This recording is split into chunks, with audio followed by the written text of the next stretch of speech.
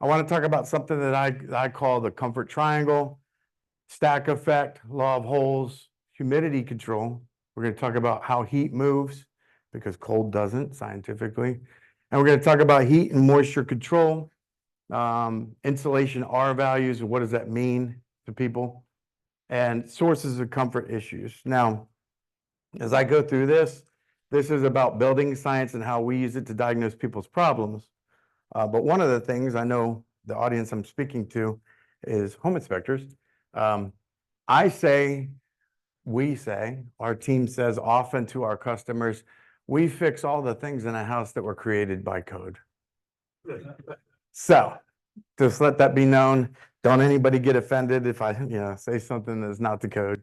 But anyways, this little agenda today about comfort science. So the industry we're in is home performance. And this is something that I came up with, a little image called the comfort triangle. So what I want you to understand is your house or a house, I'm going to talk mostly residential today just because it's probably 80 to 90% of what we do, although we do work with commercial buildings. Your house is just a box. It's a box that you live in, right? You build this box and you move into this box, and to be comfortable, energy efficient, and have good indoor air quality, you need three things, or like a triangle, three sides to the triangle. Hollis, is it okay if I walk around? Is that thing going to track me? They're talking. Right? So you got three sides to a triangle, three angles to a triangle, and without that, you don't have a triangle. So you need three things in your home to be comfortable, energy efficient, and healthy. The first is HVAC systems, right? You need that box on the outside of the house and the box on the inside of the house to produce hot and cold, what I call basketballs of air or cubic feet of air, because that's how air is measured in our industry. Hey, Sonny, how are you? There's our HVAC expert. So they make HVAC to make a specific amount of basketballs of air, cubic feet of air, and BTUs. And if those things don't work, right, then you call your HVAC guy and they come out and fix that. It could create a comfort problem if you have no AC or no heat.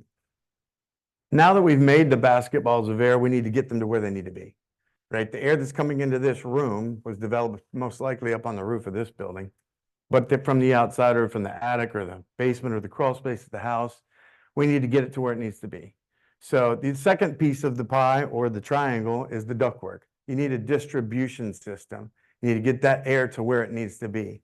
Is the ductwork sized right? Is it routed right? Is it connected? Is it disconnected?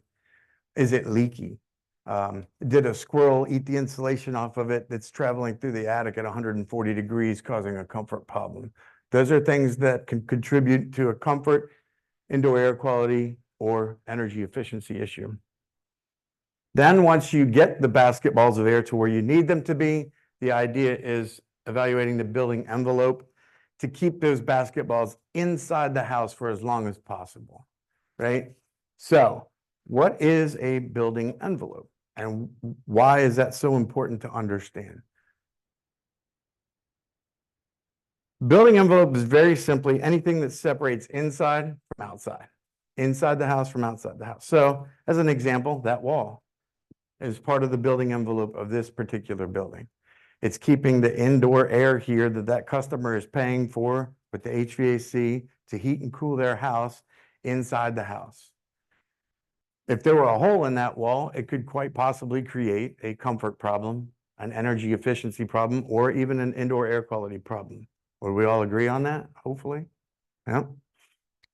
The window, that's part of it. Things like basements, crawl spaces, attics, walls, windows, doors are all part of the building envelope. The building envelope is comprised of two things. Anybody tell me what those two things are that comprise the building envelope? Anyone? Bueller? All right. Air barrier and a thermal barrier. Air barrier is part of the building envelope, and so is the thermal barrier. Those two things make up what we call a building envelope, right?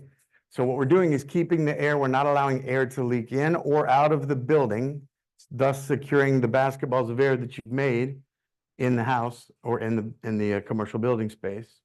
The thermal barrier is the insulation that separates inside from outside. So if it's 100 degrees out today and you want to keep it 70, it keeps that thermal barrier between the hot and the cold. So my question to you would be, if you were to make some chocolate chip cookies in your oven when they're ready, before you reach in and grab the cookie sheet, what do you do? Hot pad. Right. Oven mitt, towel, some sort of thermal barrier to keep that heat from that pan to conducting to your hand to burn you. So think about it that way. The building envelope is comprised of the air barrier and the thermal barrier. And those two things need to be touching for the building envelope to work. Does that make sense? My example or question to you that we asked our homeowners all the time is, if you were outside during a cold day and I gave you a blanket to stay warm, would you wrap it tightly around your body so that the cold air doesn't get to your body? Or would you hold it like this and allow the cold air between the blanket and your body? Hopefully you say the first, right? So the air barrier and thermal barrier in a house need to be touching for them to be proper. The other thing that I want you to visualize is this. This is an image that I took from the EPA website that shows a cross-section of the house. A good thermal and air barrier building envelope, you should be able to draw a cross-section of the house by placing your pen point on the building and never lifting it. So I can draw the building envelope separating inside and outside. Uh-oh, I get to this point. I've got to lift it to start again. Oh, there's a can light. I got to lift it to start again. The top wall plate, lift it. So those are improper air leakage spots in a building envelope. Does that make sense? Right? So you should be able to complete that building envelope and draw it all the way around. What I want to bring to your attention, which is the second half of what I'll be talking about, is crawl space science. This actually would be this way, right? This crawl space is vented and it's outside the house. So a lot of what we do when we go into homes is just determine this is inside and this is outside, and fix the building envelope, air and thermal barriers in a home to correct comfort, indoor air quality, and energy efficiency issues. Next thing on the agenda is something called stack effect. Anybody in the room ever heard this term? Okay. So stack effect basically states that air in a house becomes warmer because of us, lighting, technology, TVs. And as air becomes warmer, it becomes more buoyant and does what? Yeah, I made everybody say rises, right? So the air rises. We all learned that in third grade or whatever the heck it was, right? And the point of this is at the top of a home, you'll get this very positive pressure where those basketballs have become buoyant and they're leaving the house and trying to find ways to escape. So they're literally trying to force their way out. We're at the top of a house and they're looking for things like the attic hatch, can lights, top wall plates, different things like that. As they exit the building, so those basketballs that their homeowner is paying to heat, to cool, to add or subtract humidity from, or filter the air out of to make it healthy, for every one of those that leaves, we don't live in a vacuum. So what happens at the bottom of the house is it sucks new basketballs in to replace it. So where do you think those basketballs come from? Outside the house, right?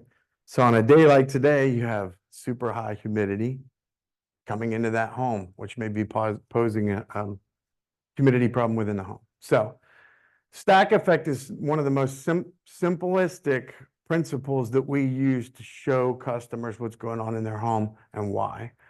There's positive pressure at the top of the house. We have air gauges, which we show the customer exactly what they want to know. Prove the positive pressure. We use smoke pencils and you can see the air exiting. And if you use it in the basement, you can see air coming in and being sucked into the house.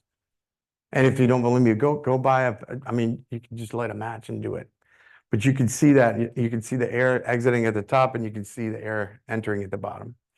Positive pressure at the top of the house, negative pressure at the bottom. And then we have a neutral plane of pressure basically throughout the middle of the house. So typically where your doors and windows are. Now, my company sells doors and windows and replacements of doors and windows, but it's not something that we often find is wrong. And the reason for that is the next principle or building science law that we'll talk about is called the law of holes. So at the top of the building, again, we've got positive pressure. Bottom, you've got negative pressure. My marketing guy put the little Kool-Aid man in here. talk about law of holes. But basically, the law of holes states the amount of air that passes through a hole is dependent upon the size of the hole. Makes sense.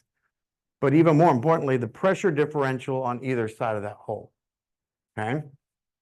Example, you're sitting at a stoplight in your car, and I'm old enough that when I roll down my window, it's this way, right? So I roll down my window and no air comes through. Pretty neutral air pressure differential between outside the car and inside the car, right? Until that car starts moving and you increase the pressure on the outside that's pushing the air in through there. So the point of this is you can have more of an impact in the house by fixing the leaks at the top of the house than in the central portion of where the doors and windows are. I'm going to get to that here in a second, but more air can go through a smaller hole in a spot where you have positive pressure or negative pressure than when you have somewhat neutral pressure in the middle of the house. Does that make sense to you? Right? So you could go through a house and open up maybe the bottom sash of a double hung window, and actually less air will leave than in a 6-inch can light at the top of a house. Okay? Because the pressure is much higher at the top of the house. And we often see customers and hear customers that will say, I replaced all the windows in my house to make my house more efficient and more comfortable. And we go, oh, so that's why I'm sitting in front of you today. How'd that work? Right? So, law of holes, A leaks are leaks that are above the house in priority. A leaks, B leaks at the bottom, basement, bottom, and then C leaks that are centrally located because they have less impact on the house. AA leaks are what I would call double A leaks in attics and crawl spaces. This is leakage in ductwork. Ductwork is very highly pressurized, right? We're using a fan, a mechanical fan, to push the air into that ductwork so that it gets to all of the air in the house and wherever it needs to go. So as the ductwork becomes pressurized, you have a situation in which the pressure differential between in that ducting system and outside the ducting system is pretty large. So these small holes create a lot of air leakage because the air is being forced out of them. Now that's not that big of a deal if the ductwork is inside the building envelope. But when it's outside that building envelope, like places like crawl spaces and attics, it's a huge energy penalty. So one of the things that you need to look at is ductwork leakage in a home that may be creating issues for comfort, energy efficiency, and indoor air quality. So, any questions about this so far? Have anything we've talked about? No? Okay. Next, humidity control, the beast. Especially in Northern Virginia. I grew up here. Summers are always hot and humid. It's nasty. And a lot of problems can be caused in homes by not being able to control humidity. Okay. It's probably one of the biggest banes of existence for HVAC guys, I would think. It used to be for me sometimes, right? Some more so than others. But one of the things that we try to do is explain to customers that the target humidity within a home in the summer, you want to keep below 60%. My question to you would be why? What's the purpose of keeping humidity below 60% in a home? Or should, right. What's that? Mold at weak points, correct. So you want to keep it below 60 because mold can grow at 70% or higher on anything organic, things like wood structures in the house. Also, Sonny will tell you, it feels more comfortable, right? If you have dry air in the summer, I've been told, never been to Arizona, but apparently it can be 100 and something degrees and it's more comfortable there than it is here when it's 90 and like 80% humidity, right? So it's just more comfortable. We can control mold, make sure that we have mold mitigation doesn't grow. We do a lot of mold prevention situations in homes. And then in the winter, we want to keep it below 40. What's the purpose of that? There's two big purposes, three, but there's 2 to 3 main purposes for keeping humidity below 40% in the winter. Anybody name one of them?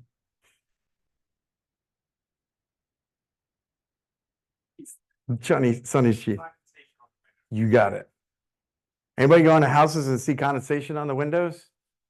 The first thing we look for is to see what their humidifier is set at.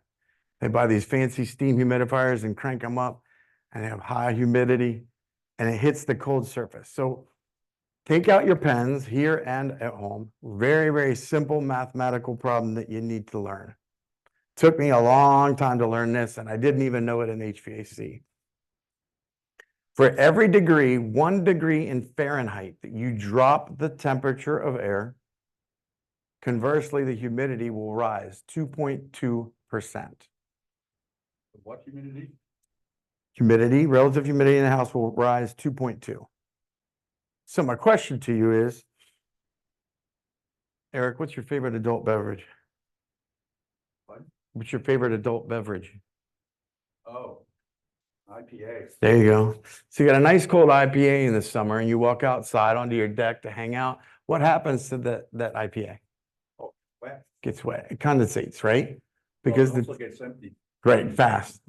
You probably don't even use a koozie, do you? Right. So what is happening is that hot, humid air is hitting that cold can, the IPA that he's got, dropping the temperature of the air, thus rising the humidity 2.2. So let's give this an example. On a hot summer day, it's, I don't know, 90 degrees. That can came out of the refrigerator at 40, let's say, if you're lucky, right? So 90 to 40 is a 50-degree drop, right? 50 times 2.2, you're up over 100%, right? Yes, sir. Well, I understand the concept, however, Yes. when you're our age, this is no good. What's that? In winter time, your Oh, yeah. skin becomes very dry and flaky. Mm-hmm. And this concept, 40% or lower Mm-hmm. works against us. Okay. So how are you gonna justify that? I'm going to explain to you 2 other things. So one thing is window condensation, right? So we can rot out window sills if they're wet and wood. The other thing is dust mites. Dust mites can't live at dry temperature or dry humidity like that because they actually absorb moisture through their exoskeleton. They don't drink water. And so we want to keep it below 40%. So the humidifier. Yes. Yeah, you can add a humidifier. I have no problem with humidifiers. It's just we go into houses and they're cranking them up to 50, 60%, and you can create problems. That may not be in your house specifically, but when we go into homes and they've got condensation all over the windows, the first thing we ask is, let's go look at what your humidifier is set out and maybe turn it down a little bit, right? Are there any good, I mean, you're in the business, so. Yeah. Are there any good humidifier system that you recommend? We don't do anything as far as adding humidity. The gentleman that's sitting 2 rows behind you, that's about, yeah. Let that man answer that question. Yeah, we don't do any. So one of the cool things about our company is, and this again is not about our company, is just understanding building science and having a conversation about it. We work with a lot of the heating and air conditioning companies throughout Northern Virginia, including Climatica back there, right? I'm seeing a pattern beginning here. To help solve problems like that. They're actually the biggest lead source that on all the we've time. got. Because Right. essentially, when they go out to the house, if that box has do the got the banner right thing, temperature split, which I think is very refrigeration, appropriate. temperature pressures, all those different things that I did for 25 years, it's doing what it's supposed to do. They're done, right? It's got to be something involving the ductwork or the distribution system or the building envelope. So we don't do anything that HVAC guys does, so I'm not even gonna answer that question. Sorry. Yes, sir. Going back to the previous question on for winter. I know that in some areas, getting below the 40% will harm things like wood floors and whatnot. I have a lot of customers that will complain about that. Mhm. Do you all, or how can we alleviate that concern with the customer to say that, if you do this, this won't happen. Yeah, and again, every house is different. So a house that may be set up in the winter at 50 or higher percent with a lot of air leakage in the building envelope, those windows may not sweat. It may not be an issue for that customer. Or that have tremendous stack effect in the home to where all that humidity is going north and leaving the house, right? So it's independent for every individual home, but in general, we like to target 40% or lower. Sonny's got credit. Yeah, man. Please do. So it's not, we say it's not just every house, but it's every family. I have Correct. families that are very comfortable at 20% humidity. Yeah. My kids get eczema. I will have nosebleeds. My nose has been broken and rebuilt 4 times. So I'm very different. I'll get a nosebleed at 25% if we go on vacation and I don't bring a portable humidifier. Yeah. But every family, it's a feel thing. I let my windows sweat a little bit. I keep my house at 45% and I take the risk. And I know that's wrong, but if not, my kids are scratching their arms and legs. So a lot of it is a feel thing with humidity. It's what you're used to. And all of my clients are different. And that is true of ours too. And thank you, Sonny. I'm trying to keep as neutral as I can and not talk about my company, but when we go into homes, we have a very, very long conversation. We're having a conversation, a questionnaire and answer session for probably over an hour to ask things like that, right? Do you have asthma? Do you have dry skin? Do you have these different things? So that we treat the people in the house, not the house, right? The house is just technically what we treat, but we're treating solutions and problems. Sonny make like his thermostat set at 75, I make like it at 65, right? Everybody's got their own preferences. So his house is going to be a higher humidity than mine would be. That's not a problem for me. So the wood floors, back to your question, it's up to the individual people within the house. If they've got a major concern with that, they just need to be, educated and learn that they could have some other issues that could happen. Question behind you. It just is really a comment. Whenever you look at your humidifier controller, Hmm. it's stated right on the controller. And I Yep. looked it up just to quote it. It says, if the outdoor temperature is above 20 degrees, your humidity should be set at 35%. So what you're saying, less than 40. And even if it's as low as minus 20 degrees Fahrenheit, it should still be set at 15 degrees or 15%. humidity. Yeah. So it says right on those like fresh air, April air controllers, that's where you want it anyway. So Yeah. I would go by that recommendation. Yeah, I mean, you can go by the manufacturer's recommendations and you guys are home inspectors. How many people read the instructions? Almost zero, including me, I'll be honest. I mean, I'm not gonna read that, but yes, you are correct. I mean, that's showing that right there, why that is that way. You get too much humidity in a house in the wintertime, you can really create some problems. And back to the summer quote, which one of the things that you guys may see, I'm sure Sonny sees this a lot too, is ductwork sweating.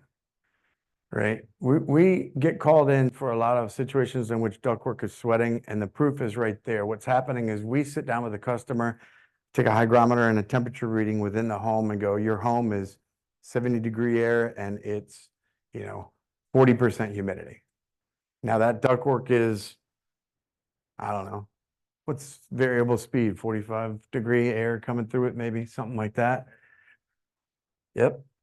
So you drop in the temperature of that air, sometimes 20, maybe 25 degrees, multiply that by 2.2. If you add that to the humidity that was already in the house, you start to have condensation. So dehumidifying the air is very important in the summer, right? Going to the summer situations. We see that happen quite often. Yes, sir.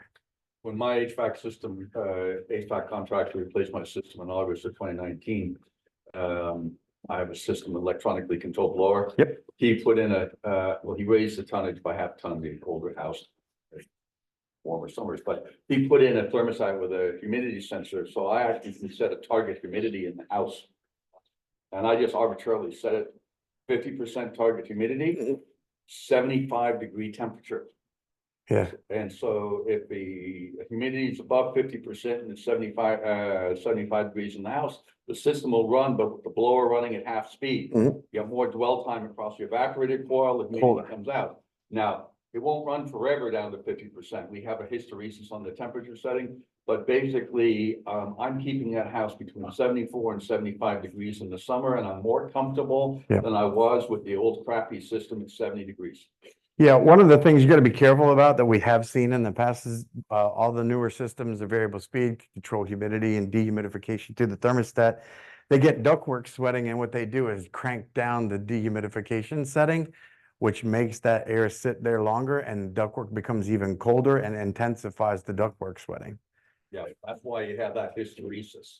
Yes, not many people, you're right, you're right. So, it's amazing how that one slide of humidity brings out all the questions. I haven't gotten any questions yet, but I love it, right? It's something that we deal with here very often. It could cause a lot of issues in the home, wood rot, mold, things like that, especially indoor air quality. I have been in houses, and this isn't part of the presentation. There's a house I went into years ago in Fairfax Station in which they got a new HVAC system in the fall. And then come, this time of the year, spring, they start using their AC. During the winter, they remodeled their basement and they started getting ductwork sweating in the ceiling of the basement so badly that all of the drywall, they came home one day and all the drywall was laying on the ground in their brand new remodeled basement with bar. Okay. And it was raining. I mean, raining. So I said, what changed? What'd you do? And they said, well, we got a new HVAC system. We said, okay, we went through the questionnaire. So we did dehumidification of the basement.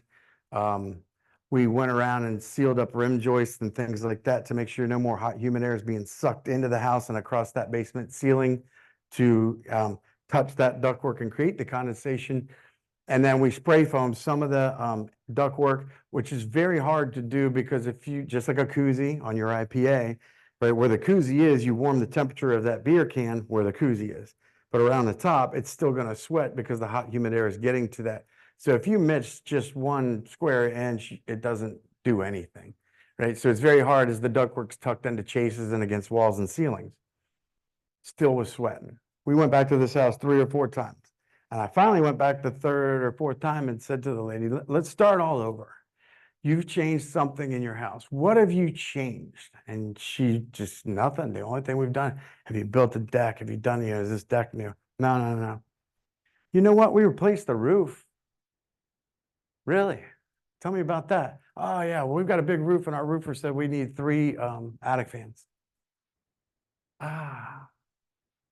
So I climbed up into the attic and I'm standing on top of a ladder and the air is coming up like the Marilyn Monroe poster, right? If I had a skirt on, I would have shown something. And I couldn't believe the amount of air. I said, feel this air moving? And she said, yeah. I go, that's sucking in air through your basement. I turned off the fans and drove from Fairfax Station to my office in Sterling. And before I got back to the office, she called, after we wiped down the ductwork, she called me and said that fixed it. Right. So it's understanding building science and why things are happening so that we can help determine what's going on in a home. But interesting. Yes. So we have a question from online. Whole house humidifiers grow mold in attics. Whole house humidifiers. Do they grow old mold in attics? Anything could grow mold in attics. It's the same situation. When you get hot, humid air through natural stack effect, it may not have been the humidifier if that was what their diagnosis was. But in natural stack effect, if the air that's in the house, especially if it's a steam humidifier or something that's adding a lot of humidity and it's rising up and going into the attic as it hits the roof deck that's cold, it'll have condensation, right? So there's that. Bath fans that are not exhausted out of the attic, right? They take a shower while they're taking that hot, steamy shower. It's dumping hot, humid air into the attic, rotting out roof decks, creating mold, things like that, right? So I don't know that I would blame it completely on a humidifier that creates mold in the attic, but if the humidifier is adding humidity to the air in the house, and by stack effect, you have a tremendous amount of leakage, that could definitely happen. Well, the other, cooking and just living in the house, when you're breathing, you're putting out water vapor. And Yes. cooking puts out a lot of water vapor. Very few people run their exhaust fans from the cooking. Yeah. Yep, all good questions. I'm glad I brought this topic up, and actually Sunny's got 10 minutes of it or more.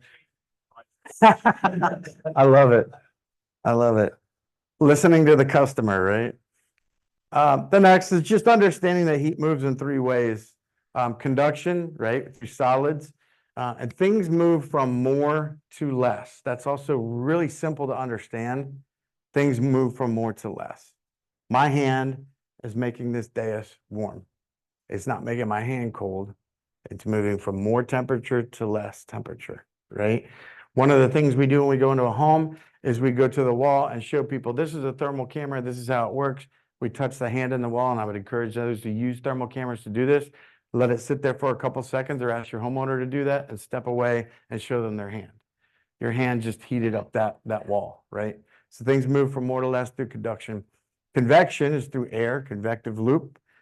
Just a real quick story. I used to live in Round Hill, and my family room had a vaulted ceiling and a fireplace, wood fireplace, prefab fireplace, and two windows on either side. And I would sit on the couch, and in winter I would feel a draft. And I'm like, the hell?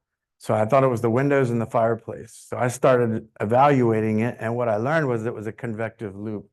The air in that room was becoming warmer. When it got to the top of that vaulted ceiling that was cold, right, in the winter, it would cool it off and fall down the ceiling and go fall right to where that fireplace was and come right back up under my feet in the couch. And I was able to prove this with a thermal camera and the smoke puffer. You could follow the smoke. This is the first time I'd ever seen it. It was pretty cool. But convection, right, like a convection oven, and radiation. And those are important to just know, these very simple scientific things, because if you can understand them, you can tell people what's happening in their house, right? And why, which is the key. Heat and moisture move from more to less. We talk about that. And then the next slide I've got, how much time we got there, Mikey? What do we got? Oh, okay, good. Is R value. Okay. How is R value? What is R value?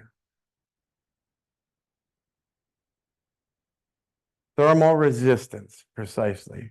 The R value is the resistance of heat through a product. How do they determine R values? Does anybody know the story behind that? Forgot?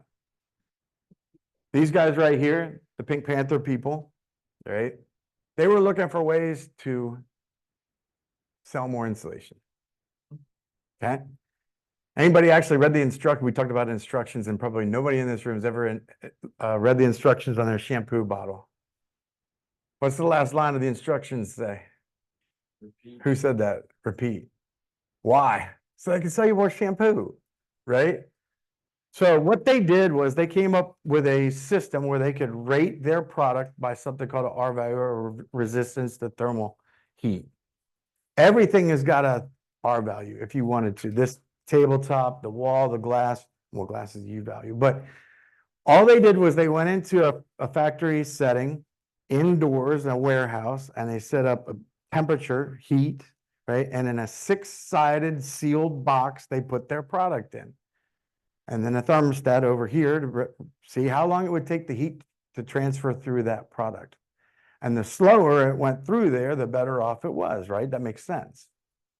So they put in more product in there after selling R value. Then they started lobbying with the local codes and said, hey, let's make code 38. Let's make it 49. Let's make it 60, right? To sell more product. But what I want you to understand is that's done in a controlled situation in which all 6 sides are completely air sealed in a warehouse that has no wind or any other weather effect on it. So where I'm going with this is they're not figuring in any type of air movement. So insulation in an attic, is that in a 6-sided box? In a ventilated attic, will air move through that attic when the wind blows? Yes. You can actually have fiberglass, specifically when it's blown into an attic, loosely blown, can reduce the R value up to 50% because of wind washing. And we've got a product and we can prove that situation in people's homes. Where we put fiberglass in a box and put cellulose in a box because it's more densely packed and air is less susceptible to go through that product. And show you how long it takes for that heat to move through that product. But what I want you to understand is that everything's got an R value. You can test anything for an R value. Some insulations have better air barrier and thermal value together than others, right? Loose blown fiberglass, yeah, I don't want to sound like I'm talking bad about fiberglass, but I am. We don't use fiberglass. Why? Because it's not a good product when it's in an open cavity. There's things like foam boards, spray foams, closed cell spray foams that provide a great air barrier and a great thermal barrier altogether. And each R value is rated by what we call a board foot or 1 inch of thickness, right? So in what we call a board foot, things like a closed cell spray foam per inch are about R7. Fiberglass is probably about 3.5. Cellulose is a little over 4, stuff like that. So it has a lot to do with the wind washing and the way that it provides the air barrier as well. Does that make sense? So now you remember the story again and you can tell it. He's playing on his phone. He's not paying attention. Now you heard the story again.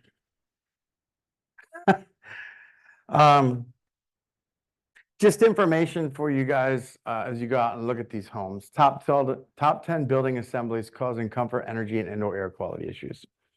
Now that I do what I do, I drive down the road all the time and drive people crazy by going, hey, look at that house. I bet that house is cold. All right, I bet that room is hot.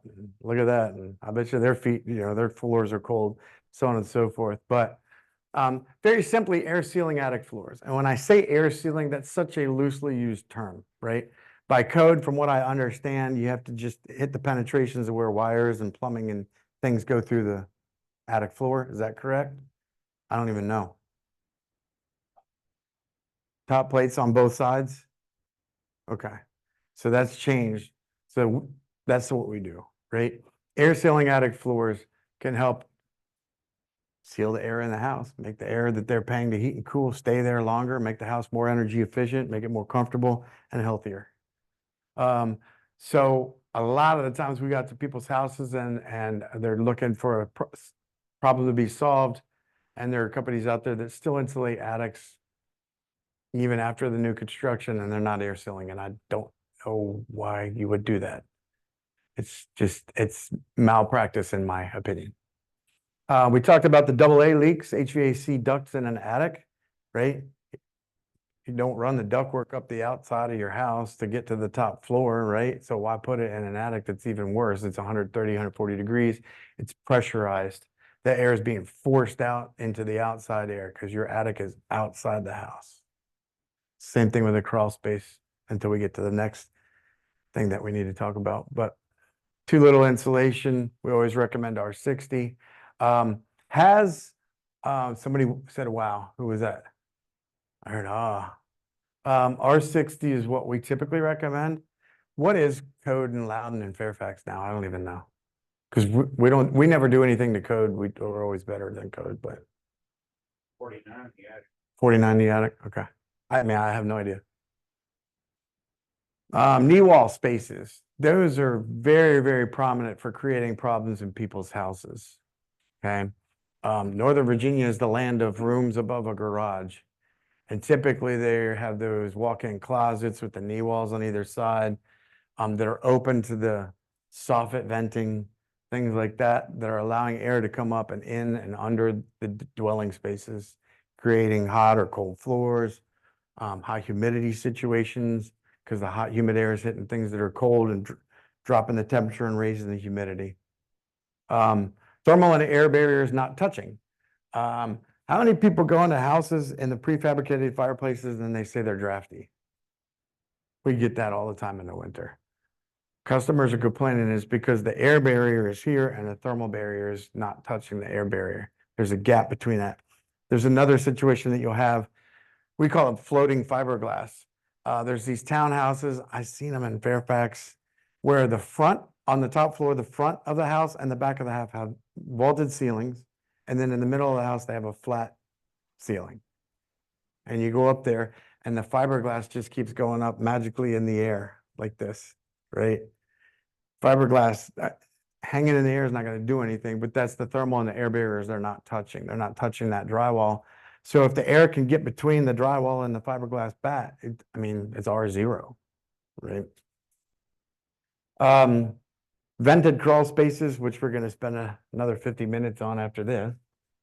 Rooms over garages, that's something that we see all the time, we fix all the time. Can lights, cathedral ceilings, cantilevers. We get a lot of those cantilevers on the backs of homes where they put all the kitchen cabinets and they're complaining my kitchen cabinets are drafty, things like that. And of course, rim joists where the air is being sucked in the bottom of the house too. And a bonus, we have mansard roof assemblies. You guys know what those are? Where the whole top floor is surrounded by an attic. Oof. When you hit those walls with a thermal camera in the summer, it's like a glow party. It's crazy. Any questions about anything that we've talked about?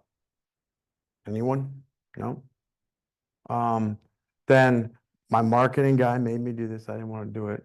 But these are just some of the things that we have. We actually have two brands, Confenergy, which is the home performance brand, what I just talked about, and building science. But that transfers over to the 3 Pros brand, which is basement waterproofing, crawl space waterproofing, humidity control, things like that. Somebody had a question?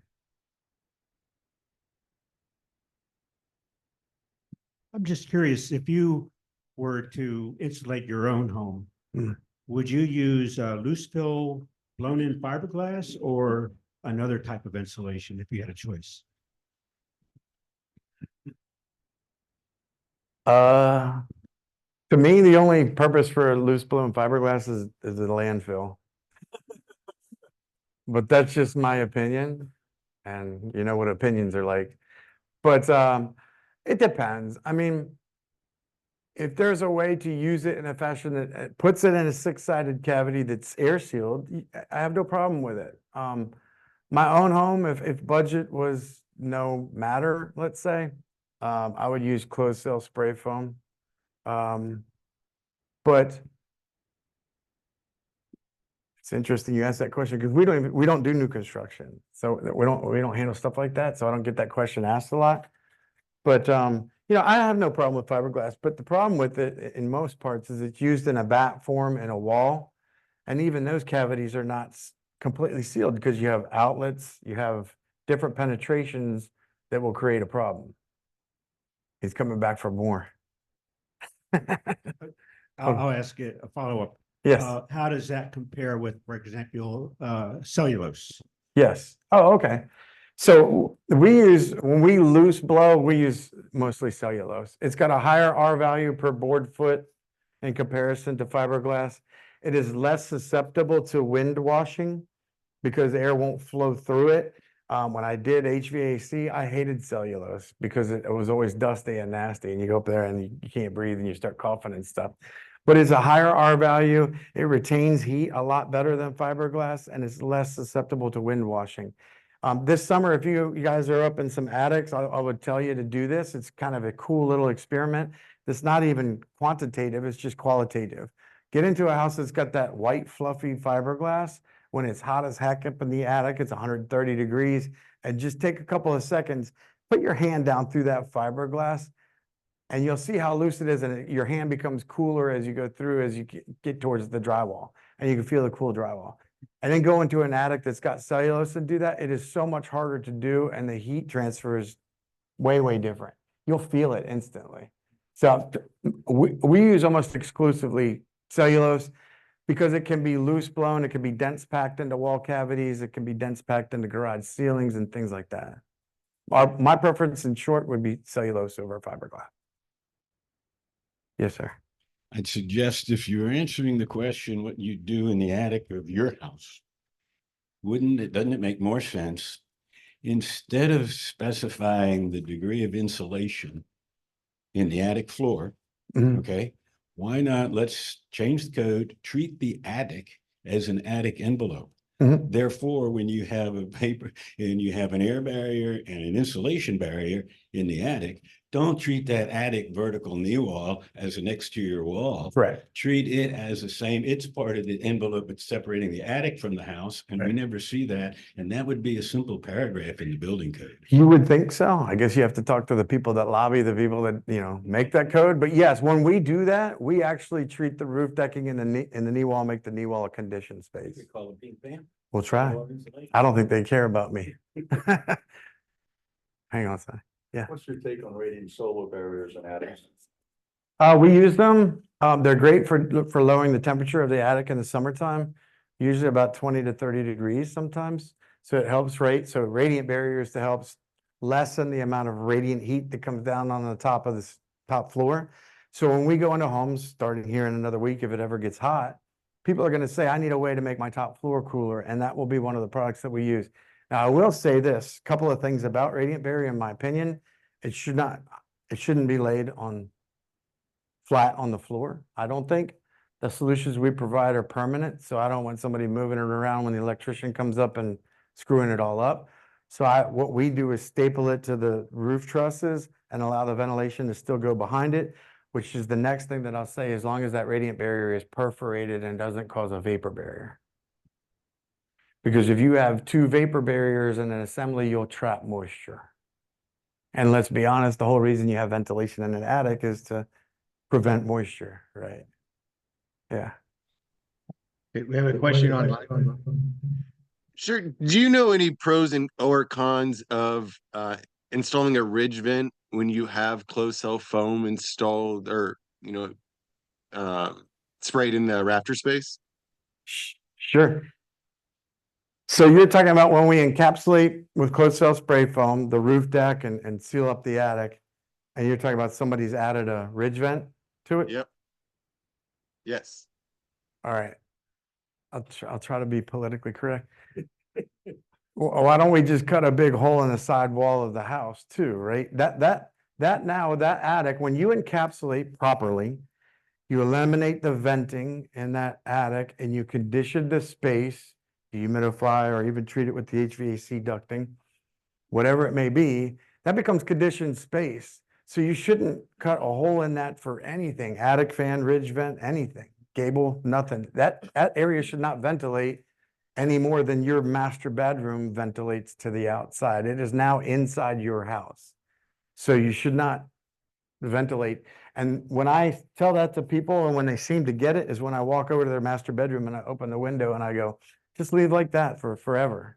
And they're like, why would I do that? I don't know. Why would you put a hole in what you just did in your attic? So, I mean, I don't think there are any pros to that. And yes, that's a big no-no.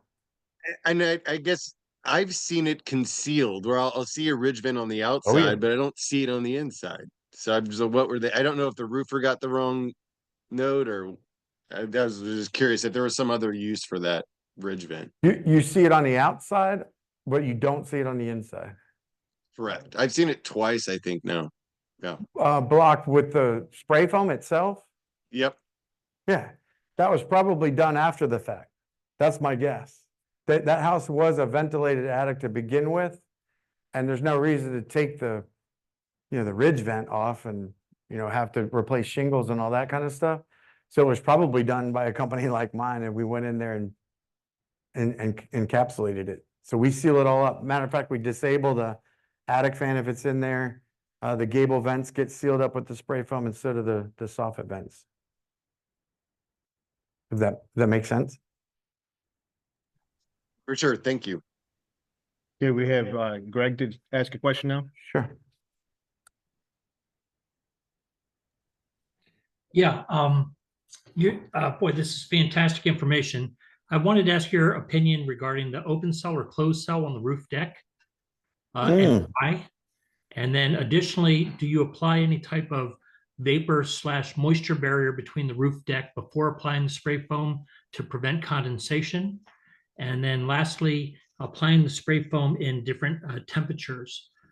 For example, in the wintertime, do you have to wait till warmer temperatures to achieve that?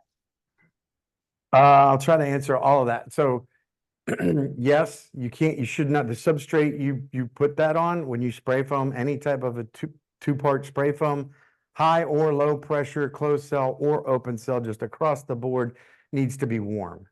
If it is too cold, and we found usually about 50 degrees or warmer is the sweet spot, then it will not adhere. It'll actually spray onto that surface and come right back off. If you're in an attic, our preference, and this is a debate that could last a week, when you're encapsulating cross. First thing I'll tell you is open cell should never be used in, within 18 inches of grade of the ground. So I know your question is attics, but just know that if you're using spray foam in or around a crawl space or basement, it needs to be closed cell. You cannot use open cell. I can't tell you how many times we've been into crawl spaces and removed all the open cell that is a mold factory now. So now I'll go back to your attics. Closed cell at the first inch is an air and vapor barrier. Okay. And I think where you're going with the question is we have a lot of companies that compete with us and say, well, we're going to do open cell. So if the roof springs a leak, you'll be able to see it. My issue with open cell, I prefer closed cell for several different reasons. It provides great structural integrity. We tell our customers what we do is a permanent fix. Right? If you've ever seen open cell, you can go up to it and your kids can pick it apart, right? It just falls apart. It's like a sponge. It's also not a vapor barrier until you get at least, I want to say it's like 8 inches, 9 inches deep. So my question would be, along with the radiant barrier question that Eric asked about the perforate, and I said, as long as that radiant barrier is perforated so that we can relieve the moisture, that's my concern with open cell. That if you spray the open cell on the roof deck, and you have a lot of leakage, the hot, warm air is coming up, it can travel through that open cell to get to the roof deck and create condensation and wood rot. That's just my personal belief. I've read and researched a lot about that, and I mean, you could probably find articles about COVID and have an argument, right, about it and the thoughts on it, and it's the same thing. But we use almost exclusively closed cell product, because you can use it anywhere. And that's kind of our process. But yeah, that's a great question. That's a debate that could, I mean, we could be here for hours. I'll take up Sonny's time. We talk about that. Justin, if I could add one more Where would question. you use open cell? Open cell is probably best used for new construction, addition, remodeling. It's a cheaper product. You could still hit your R values to meet code. Again, my company fixes everything that was built to code. It's a great product to be able to fill wall cavities with and things like that, because you can shave it off.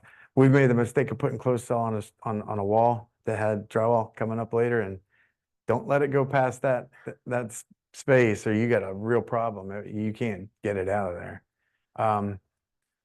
New construction remodeling, I would say, is a great opportunity for open cell if that's what you're going to do. But and also back to Greg's question, you have to really pay attention to where you're using it and for what, because they have spray-on vapor barriers and thermal barriers, more importantly, to meet code for fire egress, really, that you got to know. I can tell you there's not many companies in this area that ever even talk about a vapor barrier spray or a thermal barrier spray. Usually they write into their contract that it's up to the homeowner to do it, so they don't have to do it. Oh, did that answer your question, Greg? Hopefully. Sort of. Yes, sort of. I did have Justin, one more question. Sure. Do you apply any type of substrate to the roof deck before you spray? Oh, that would yeah, I forgot you did ask that. The only time we do that, cedar shake shingles, we would use some sort of Tyvek or tar paper underneath the roof deck before we spray it, to keep from it absorbing and holding moisture. Okay. And also you get into these older structures where it wasn't OSB sheathing for the roof deck. It was, pine boards or something that you can see in between. Because when you spray a closed cell specifically, that is not coming off of anything. So if I get it on the back of the tar paper and shingles, those guys are going to have a hard road ahead if they ever replace their shingles. So we would put it on the older structures where the spray foam might squeeze between the two and adhere to the shingles and stuff like that. We have a question from Alan.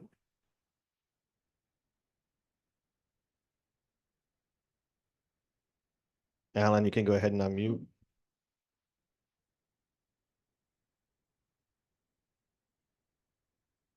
Alan might be having trouble. Yeah. Yeah, can you hear me? Mm-hmm. It's a wonderful product, but what's your feelings about when the roof leaks and you can't see the moisture because of the spray foam in place? That's the argument in the opposite direction. I mean, my answer to that is A, how often does a roof leak? But B, at least I'm not rotting out the entire roof deck. That's my concern, but that is a concern. That is the argument in the opposite direction that we get from competitors that want to use a cheaper product.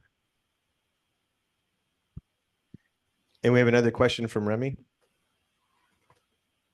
Hey, enjoying your talk today. I was just going to ask you, when you go to a client and they want to do this in their attic, I assume you, on the exterior, you're rating the roof as to how old it is, how good a shape it is and everything. Do you have Yes. like a cutoff on to like, all right, I won't do this on a roof more than 15 years old or more than 20 years old, or just because of the potential for leaks? No, I mean, in my opinion, it's setting expectations with the customer, having a conversation with them.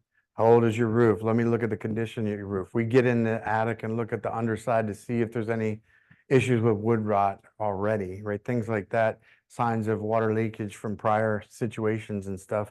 So yes, we address that and let them know the concerns, but you can replace, you wouldn't replace the roof decking, but you could replace the tar paper and the shingles if they ever need to get a new roof.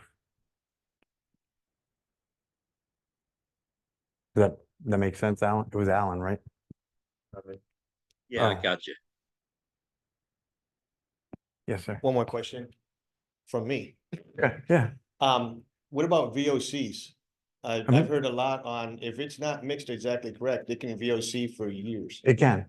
That's why it's very important to use a company that knows what they're doing. And that comes through vetting of the company. And that would be true of anything that you do in your house, right? I mean, we call it chuck on a truck. If you hire a chuck on a truck that doesn't know how to spray foam, you can ruin a house. Absolutely. Right. So that needs to be understood. They have to be out with it when it's a high pressure spray. So there's low pressure spray foam, 2-part spray foam that has the little like 30-gallon propane tanks. And you can do it that way. Homeowners can be in the house when it's low pressure spray foam. High pressure is what most of you guys, I think, are talking about, where you have the trucks that pull up with the big drums and you spray it. They need to be out of the house for 24 hours, actually, as that spray foam cures. So we have it in our contracts to let them know, it's going to give off gassing. They've got to be out 24 hours after we're done. So many of our customers, when we do that, we all spring for them to stay in a hotel overnight. And most of them are like, hey, well, I'll just stay with my friends or whatever. But yeah, that could happen if it is not sprayed right and the right temperatures, heated right, or the bad mixture, for sure. And it's also believe it or not, for those of you who don't know, it's a fire hazard. When you're spraying two chemicals together, there's an exothermic reaction that creates heat.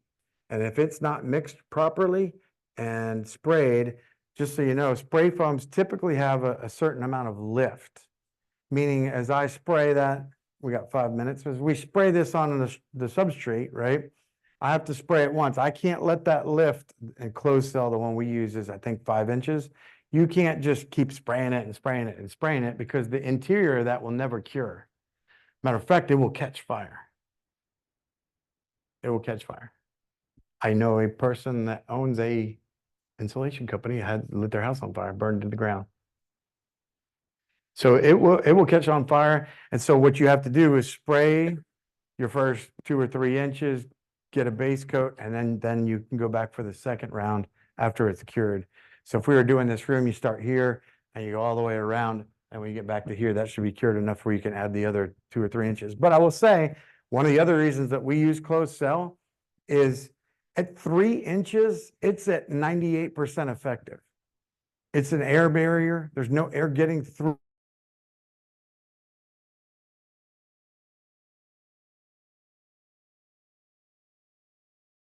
it, and you're hitting that cell. Open cell, as you add more and more and more and more, becomes more efficient. But at 3 inches, the closed cell is efficient as it's going to get.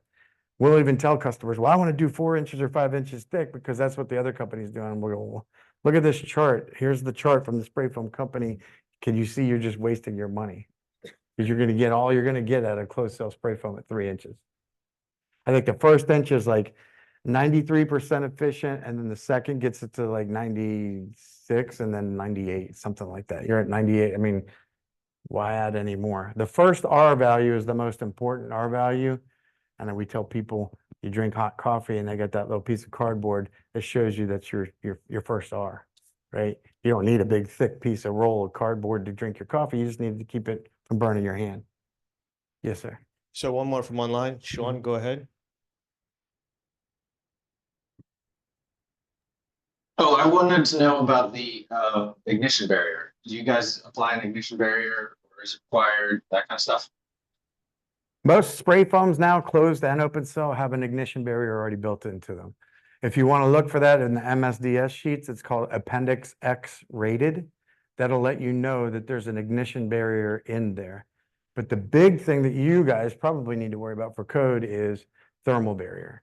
The thermal barrier is what allows for egress, 15-minute burn egress, to get out of the house safely. So, and this is one of those wonderful code that reads very vague and basically says if there's reason to believe anybody might be in that area, if the spray foam were to catch fire, then you have to use a vapor barrier. What does that mean? Any attic they go in twice a year for, you know, Halloween and Christmas gift or decorations, or the HVAC guys in there twice a year, right? Do I need to use a vapor barrier then? Well, it's all up to the interpretation of you guys, right? So ignition barrier is in almost all spray foams now, and that's called Appendix X rated. But the thermal barrier is something that you would need to add if they're, and also that can be done with 1/2-inch drywall, 1/2-inch plywood. Those are all a thermal barrier. There's a product that we sell called Fomax, which is a polyisocyanurate board, which means it's fireproof, right? And the last is sprayed with intumescent paint. Intumescent paint, the verb intumesce, means to separate and expand. And all that is a paint that you spray on the spray foam so that if the heat gets to that spray foam, it foams up and doesn't allow the flame to get to that spray foam and provides the thermal barrier. Thank you. I think That's we're out of required, time. right? That's the thermal barrier is required. In certain areas, when the code requires it, yeah. So, like, here's an example. If you use spray foam in a crawl space to encapsulate it, and the access of that crawl space is from outside the house, you don't need it. If that access is from the basement, where you open the door and get into the crawl space, you may need it if they're using it for storage and there's HVAC in there. So it really depends and is very vague. Open to way too much interpretation for me. Thank you.